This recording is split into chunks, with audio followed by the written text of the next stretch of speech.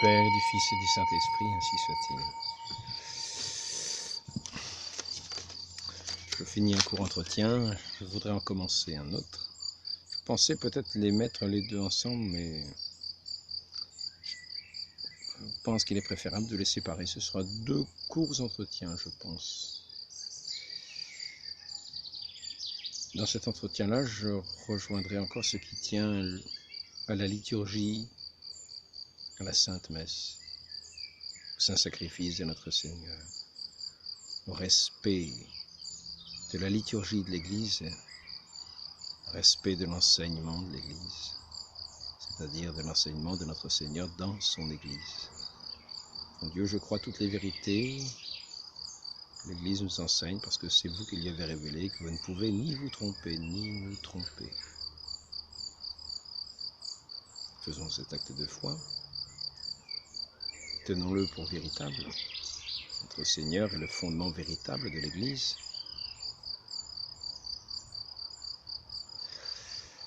Donc, il y a deux choses. Bon, la première, c'est le respect de sa parole. Saint François nous recommandait, quand nous voyons des textes écrits, éparpillés ou perdus par terre ou dans un mauvais endroit, de les recueillir précieusement et les garder précieusement. Or, il semble que nous montrions aujourd'hui un certain mépris de la parole sainte et sacrée de notre Dieu. Je dis cela, je m'adresse à qui en disant cela? Je m'adresse peut-être à ceux, peut-être n'est-ce pas leur intention, ils ont peut-être une intention éminemment évangélique de répandre la parole de Dieu. Je m'adresse à ceux qui font le commerce de cette parole de Dieu dans des livrets jetables.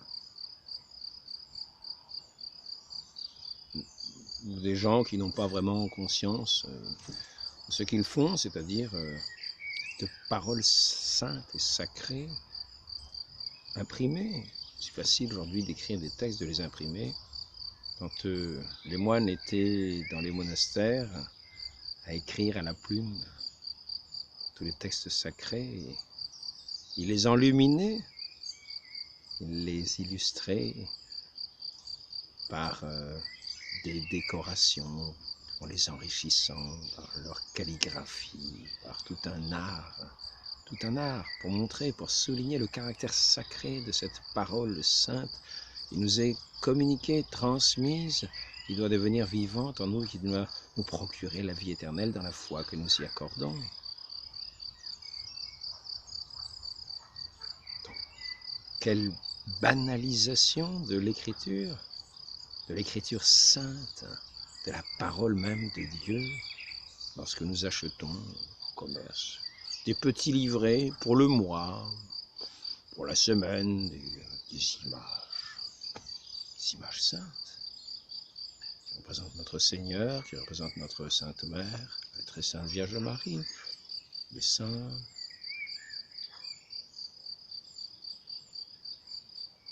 Et tout cela, nous en faisons un commerce. Et puis après ça, là, quand le mois est passé, que va-t-on faire? Garder le petit livret du mois? Non. On peut en faire une accumulation de tonnes et de tonnes de petits livrets au fil des ans, non? Ils sont tout simplement mis à la poubelle.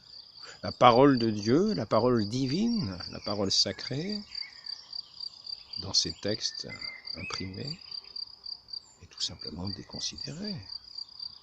On ne voit qu'un côté pratique, mais pas le côté sacré de cette parole. On est amené à banaliser la parole de Dieu en jetant ces textes si saints à la poubelle, après utilisation. Ou bien alors, on n'ose pas les mettre à la poubelle, on va dire tiens, pour celui qui voudra. Mais il y a là tellement la profusion, nous avons acheté, nous sommes entrés dans ce cercle de ce commerce, de ces écritures saintes, de ces images à jeter, jetables.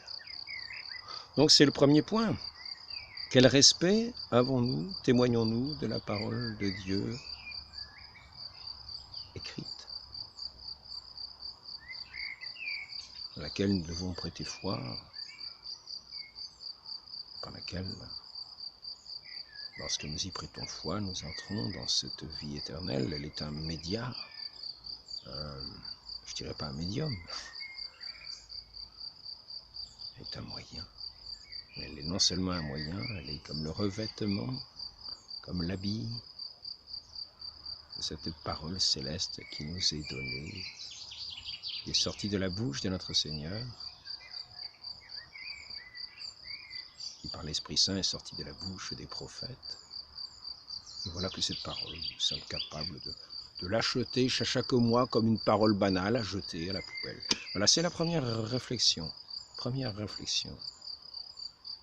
Tenons en grand égard la parole sainte. Préférons plutôt acheter un missel qui va nous être utile toute la vie, même si nous en voyons un qui est toujours utilisé aujourd'hui, parce que la liturgie, c'est vrai, a changé récemment.